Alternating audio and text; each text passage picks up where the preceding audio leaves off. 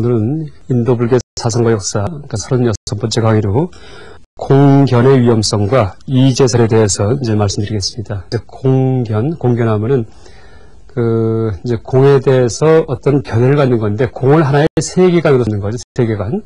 그래서 제가 지난 시간 얘기 드렸듯이, 공은 세계관이 아니고, 구사론이든지, 나중에 식불교 같은 경우는 이게 하나의 세계관일 수가 있어요. 그 체계를 이해해야지만, 우리가 그 사항을 이제 올바로 이해했다 얘기할 수가 있는데, 공은 세계관이 아니고, 하나의 도구 같은 거예요, 도구요. 그래서 테크닉 같은 거고요.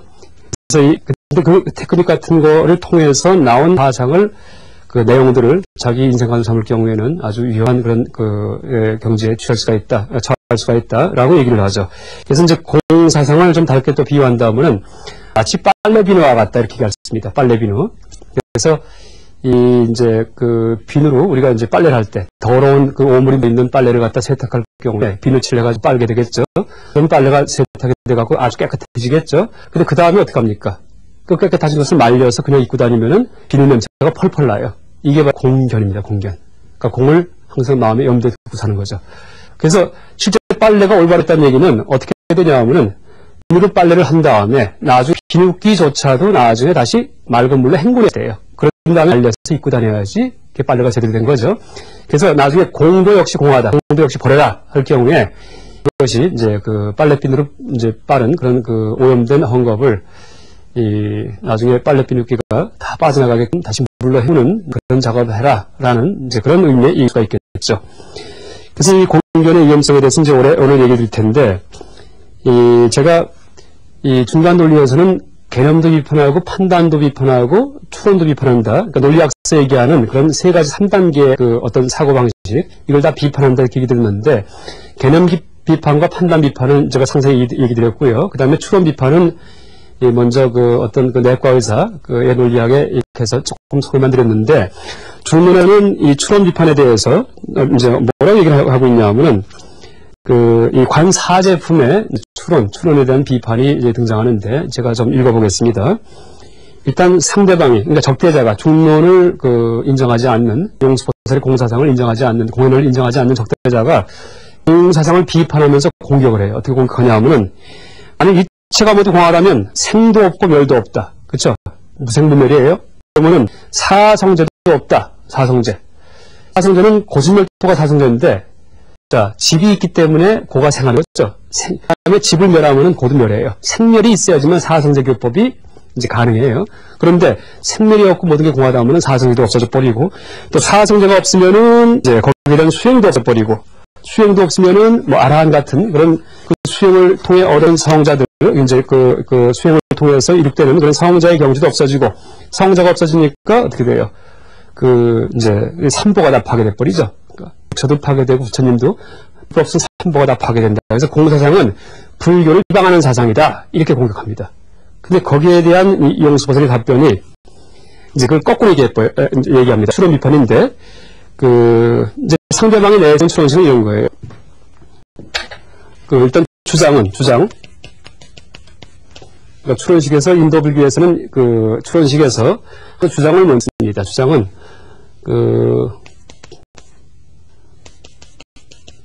공사상은 삼보를 파괴한다.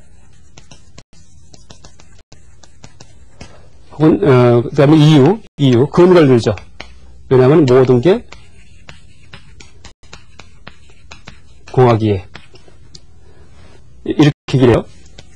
여기에 대해서 용수포설의 답은 이제 뭐냐 하면은, 공하지 않다는 거. 불공은 삼보를 파괴한다. 모든 것이 공하지 않기에. 이렇게 얘기합니다. 공하기에, 공하지 않기에. 그 다음에 불공사상. 반대로 얘기하죠. 그래서, 상대가 어떤 주장을 내세우면 반대 결론의 주장을 제시함으로써 상대 주장을 비판해버리죠. 이게 추론 비판하는 방식입니다. 그래서 무슨 의미냐 하면은, 그러니까 전체 의미는, 그러니까 모든 게 공하다 하면은 뭐 생도 없고 멸도 없어 사성제가 성립하지 않고, 사성제가 없으면은 사과, 아라한도 없어지고, 삼보도 다 없어진다 이렇게 얘기를 하니까, 모든 게 공하지 않다면, 실체가 있다면은 사성제가 성립하지 않는다 이렇게 얘기하는 거예요. 왜냐하면은 호진멸도가 바로 사성제의 어떤 그 가르침인데, 공호진멸도. 공호진멸도가 다 시차가 있다면 그건 절대 끊을 수가 없어야 되겠죠. 고가 멸할 수가 없으니까. 고통받는 중생은 항상 고통받는 중생이어야지 부처가 될 수가 없어요. 번뇌는 절대 끊을 수가 없어요. 다 시차가 있으니까. 공하지 않기 때문에. 이렇게 얘기하는 거예요. 공하다면 이제 이 사성제가 부정된 자라고 얘기를 하니까, 공하지 않다면, 반대로 공하지 않다면 거꾸로 사성제가 부정되지 않냐, 이렇게 얘기하는 거죠. 이제 이렇게 반대 결론이 나오는 그런 그 동등한 타당성을 갖는 추론식을 제시함으로써 이 상대의 추리를 비판하는 것이 추론 비판 방식이죠. 어쨌든 지금 이 적대자가 용무소사를 향해서 어떤 퍼본 공격, 이 내용은 약간 불교 경전에서 아주 도처에 등장합니다. 그러니까 회쟁론에서도 이제 먼저 나왔던 얘기 있었죠. 모든 게 공하다면은, 공하다는 그 가르침조차도 공하니까 자기 모습에 빠진 그런 사상 아니냐, 이렇게 얘기를 하기도 하고요. 지금 여기에서는 모든 게 공하다면 사성제도 다 파괴되고, 또 어떻게 되겠어요? 그 인과응보도 파괴될 거예요. 인과응보도 없고, 일체가 다 없으니까. 그래서 이제 여기에 대해서 어떻게 또 이제 해명을 해주냐 하면은, 이제 뭐라고 얘기를 하냐면은 이제설을 내세요. 이제설 같은 우소설께서. 그래서 뭐라고 얘기하냐면은 부처님 가르침은 다 이제, 지인제와 속제죠. 이제가.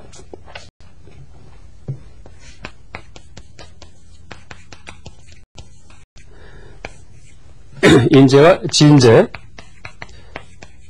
그 다음에 이제 속제. 지인제는 승의제. 승의제라고 얘기를 하기도 하고, 혹은 이것은 제1의제 이렇게 얘기를 합니다. 그러니까 범어로 다 파라마르타 사티아라는 그런 말을 번역하죠. 다 같은 의미입니다. 이것은 속제는 삼브리 사티아, 삼브리띠는 덮여있다는 얘기죠. 덮여있다, 문명에 덮여있다. 이것은 세속제. 그래서 부처님 가르침은 그 세속제, 일반 상식, 일반 사람들의 분별에 입각한 가르침이 있고, 분별을 깨버리는 가르침이 있다, 이렇게 얘기하는 겁니다. 분별을 깨버리는 가르침이 공사성 같은 거고요.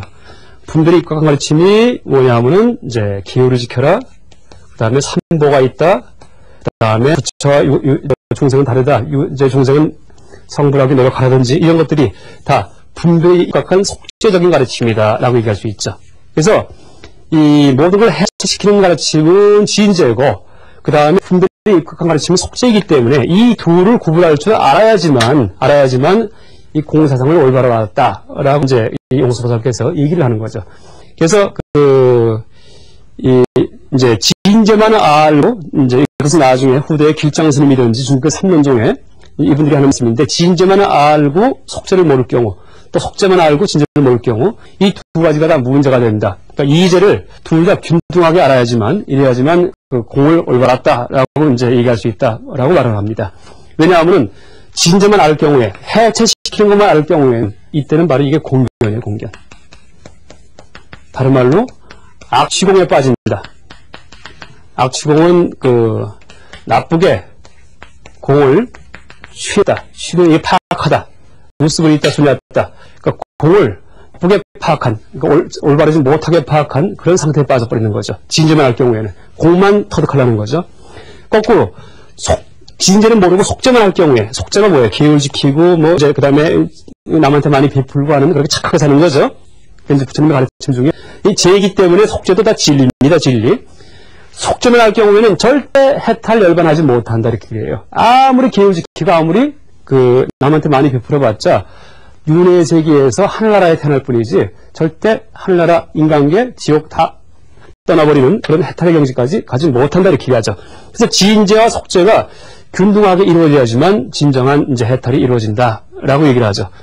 그래서 이게 나중에 이제 제가 육바라밀 설명할 때 얘기를 드렸지만은, 육바라밀에서 일부 보시바라밀이라고 할 경우에,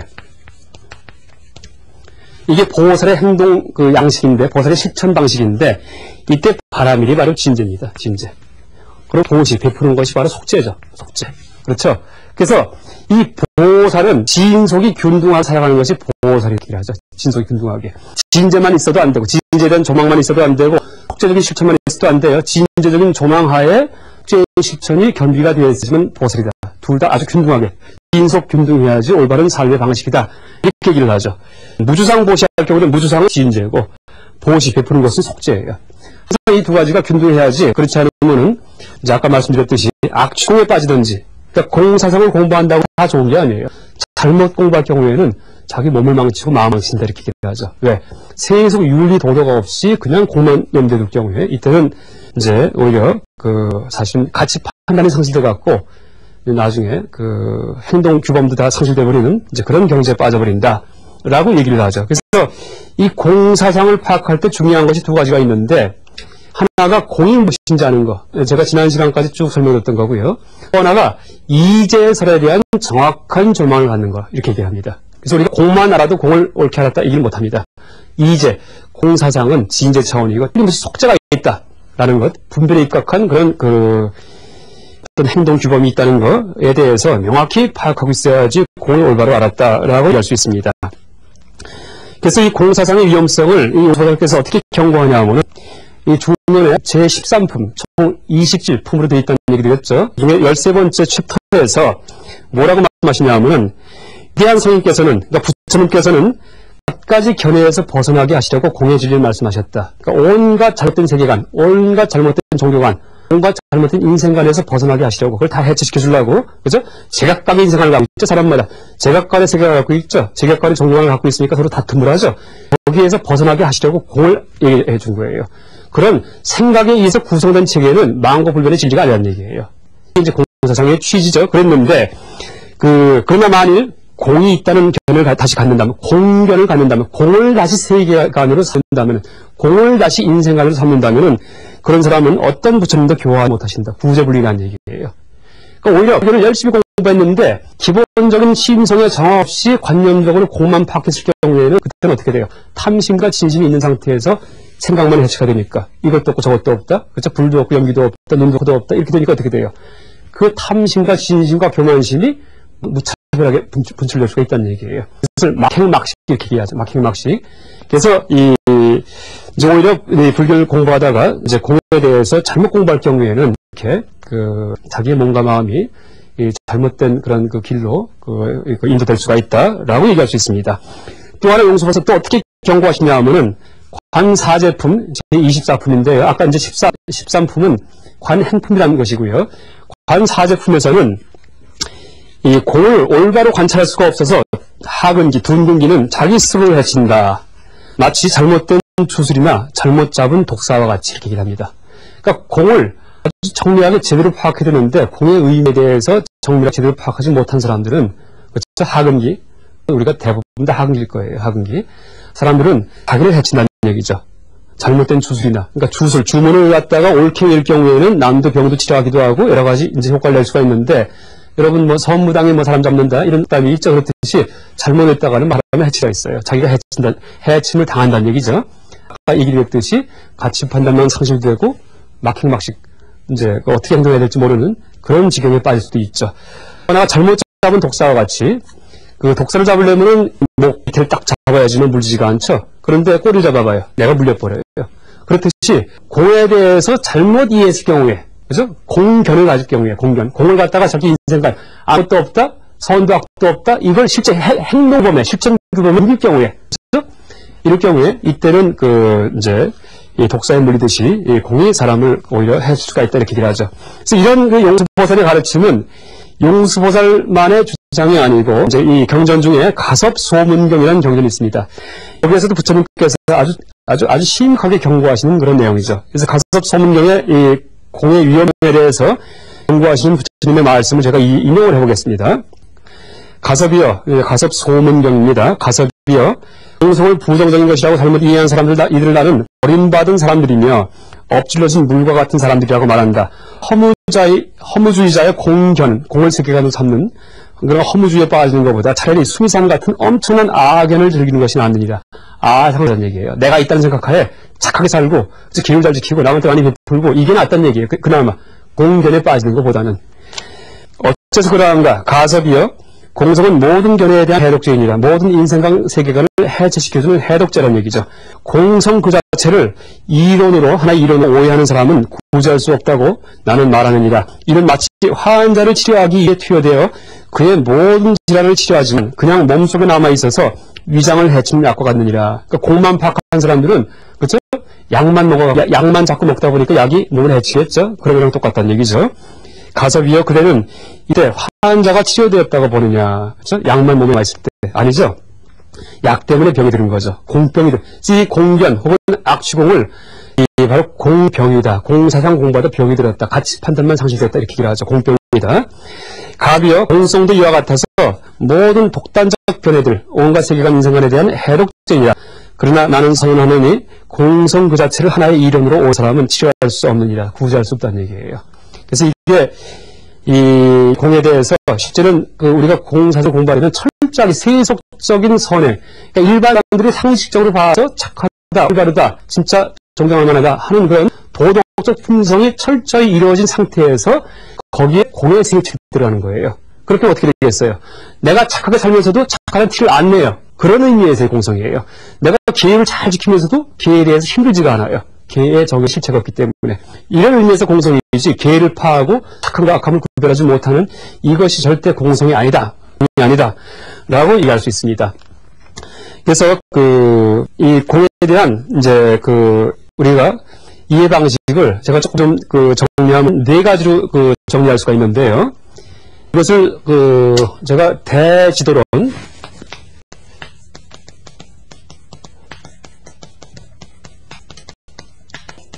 용수보살께서 쓰신 논서가 이제 여러 가지가 있는데 그 중에 대지도론이라는 것이 있습니다. 지자는 지혜할 때 지자죠. 이게 바로 지혜가 반야죠, 반야. 도는 도피안할 때, 도피안이 뭐예요? 반야 바람일다 할 때, 육바람일이죠. 바람일다예요. 바람일다의 의역어죠. 뜻을 번역한 거죠. 이것은 우빠데샤. 우빠데샤는 이거 가르침이라는 뜻이에요. 가르침. 대쉬함을 가르치다는 뜻인데 이 논서가 총 100권 정도 되는 아주 엄청난 분량의 논서인데 이게 바로 대품 반야경, 반야경의 종류가 여러 가지가 있어요. 그 중에 대품 반야경에 대한 주석서입니다. 그러니까 용수보살께서 지으셨다 이렇게 얘기를 하는데 현대 학자들 중에는 이게 용수보살이 지으신 게 아니고 다른 분이 지은 게 아닌가 이렇게 이제 주장하는 그런 서양 학자들이 있죠. 근데 왜냐하면은 이 내용 중에 지인나라에서는 이렇게 말한다든지 그 당시 구마라지 법사가 이 대지도를 번역하셨는데 활동하신 그 나라가 지인나라죠. 그런 말들이 막 들어가 있어요. 그러면 이것은 용수보살이 지인나라를 어떻게 아느냐 하면서 이것은 다른 분의 논서다 얘기하는데 그게 아니고 용수의 논서인데 구마라지 법사가 번역을 할 때 써서 번역하는 게 아니에요. 입으로 이제 구성을 하시죠. 이제 입으로 이제 낭독하시다가 설명이 필요한 부분이 있을 경우에는 그때 이제 설명하시죠. 그것까지 전부 번역이 됐기 때문에 이게 이제 그런 말들이 많이 첨가가 되어 있죠. 그래서 용수보살께서 지으신 실제 논서인데 그 안에 구마라지 법사 번역자인 이분의 가필 집어넣은 글들이 많이 들어가 있는 논서다라고 우리가 이제 대략 이해를 하죠. 그래서 이 대지도론에서 이 얘기 나오는 그런 이 공에 대한 조망과 그 율계에 대해서 제가 좀 종합을 해서 네 가지로 설명을 드려보겠습니다. 이 공에 대한 조망이 일단 자아가 공하다. 이게 무아를 터득하는 거죠. 아공이죠, 아공. 또 법이 공하다. 그러니까 부처님의 가르침이든지 그 가르침은 개념이 설치되기 때문에 개념이든지 이게 다 법이죠. 혹은 그 가르침들은 색수상행시에다 세상을 이루고 있는 구성 요소죠. 요소도 되고요. 요소, 개념, 가르침 이게 다 법입니다. 같은 의미죠.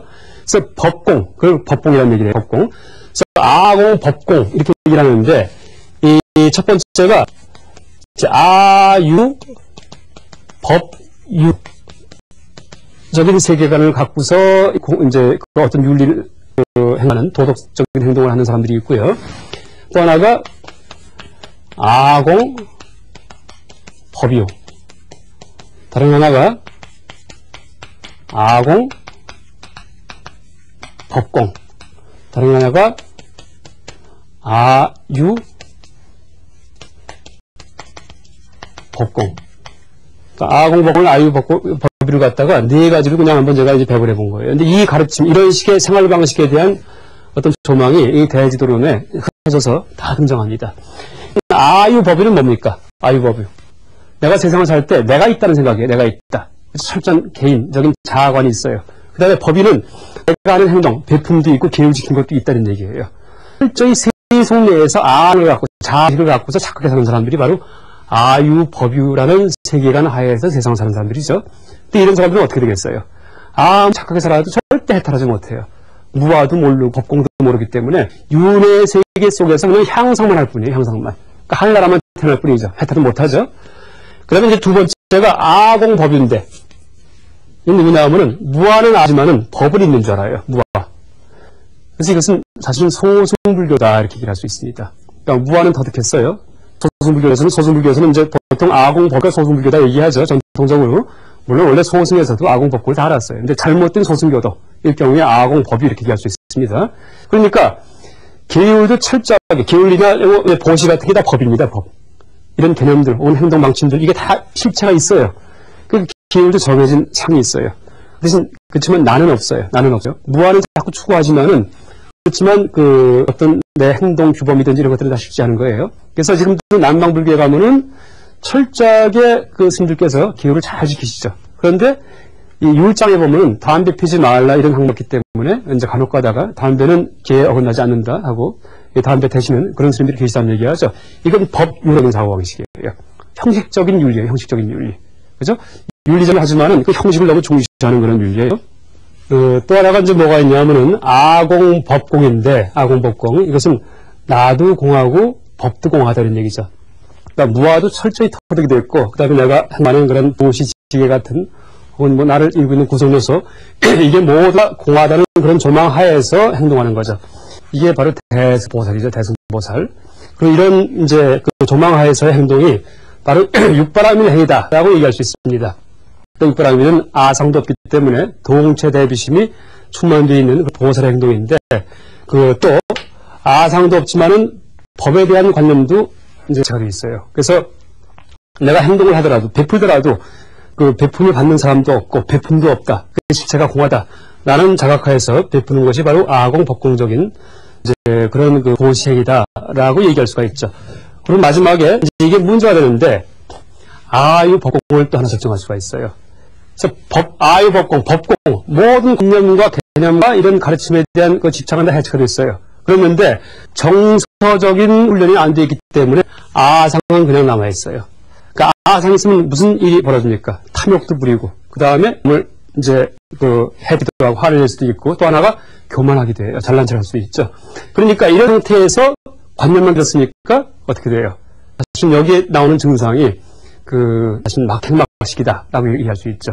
그래서 불교인임에도 불구하고 그 관념 속에서 바뀌어졌으니까 말로는 부처님 가르침을 공에 대해서는 이것만 얘기할 수가 있어요. 그랬는데 그 행은 사실 귀감이 되지 못할 만한 그런 행동을 하는 놈들이 바로 아유법공적인 그런 이제 그 잘못된 그 불교이다라고 얘기할 수가 있죠. 그래서 아까 제가 그 용수보살의 중론에서도 이 공사상의 위험성에 대해서 그 독사를 잘못 잡는 경우, 주문을 잘못 외는 경우에 비유해서 그 설명했다는 그런 그 말씀을 드렸듯이 이 공사상이 참 훌륭한 사상이고 불교의 부처님 깨달음의 근본에 가까운 그런 사상이라고 얘기할 수가 있음에도 불구하고 우리가 이것을 공부하기 위해서는 그 사전 단계에서 아주 수많은 이제 그 심성훈련이 그 선행되어야 된다라고 얘기할 수 있습니다. 그래서 이렇게 그 이제설 아까 이제 말씀드린 이제설에 의해서 우리가 불교를 파악할 때 그 공사상은 당연히 우리 파악해야 되지만 그러니까 세속적인 어떤 윤리, 계율 혹은 보시, 배품 이런 세속적인 도덕성 이것도 철저히 갖추고 있어야지만 진정한 보살이다라고 얘기할 수가 있죠. 그래서 이 중간사상 혹은 공사상, 반의 공사상에서는 이러한 이제설에 입각해서 부처님도 이신설을 얘기합니다. 부처님도. 무슨 얘기냐면 보통 여러분들 법신, 보신, 화신이라는 말씀 들어봤을 거예요. 그러니까 부처님이 세 가지 측면이 진리 부처님, 그 다음에 보신, 화보 부처님, 이제 그 다음에 한 분이 화신, 석가모니 부처님처럼 몸으로 나타난 부처님이시죠. 그런 식의 삼신설은 세 분의 부처님을 말씀하신 경우는 이거는 유식불교에 와서 이제 등장하는 거고요. 중간사상 혹은 공사상, 이 반야 공사상에서는 이신설을 얘기하죠. 한 분이 법신이고 한 분이 화신이죠. 그래서 이 법신은 지인제로서의 부처님이고 화신은 이제 속제로서의 부처님입니다. 그래서 우리도 우리에게 불성이 있다고 할 때, 부처님의 성품이 있다고 할 때, 그것을 성숙시켜야지, 자꾸 있게 만들어야지 우리가 나중에 이제 부처님이 되겠죠. 그럴 경우에 두 가지 측면을 다 익혀야지 된다, 이 얘기를 하죠. 그래서 하나가 우리 몸에 있는 법신, 진리 부처님도 익혀야지 되고, 진리 부처님도 성숙시켜야지 되고, 또 우리 몸인 이 화신도 익혀야지 되죠. 그래서 법신을 성숙시키는 방법은 그에 대한 조망을 철저하게 하는 거예요. 상구불이 하는 거죠. 또 하나, 화신을 익히는 방법은 뭐냐면 인과응보의 세계에서 철저하게 선행을 하는 거예요. 그러니까 고덕을 쌓는 거죠. 그럼 나중에 이 속죄적인 공덕이 복으로다가 쌓이고, 복으로다가 진재적인 조망이 이제 지혜로 다 쌓여가지고서 복과 지혜가 부족한, 복의 양족존할 때 복과 지혜가 부족한 이제 부처님으로 나중에 나타난다라고 얘기를 하죠. 그래서 이 공덕신이 바로 화신이죠. 화신.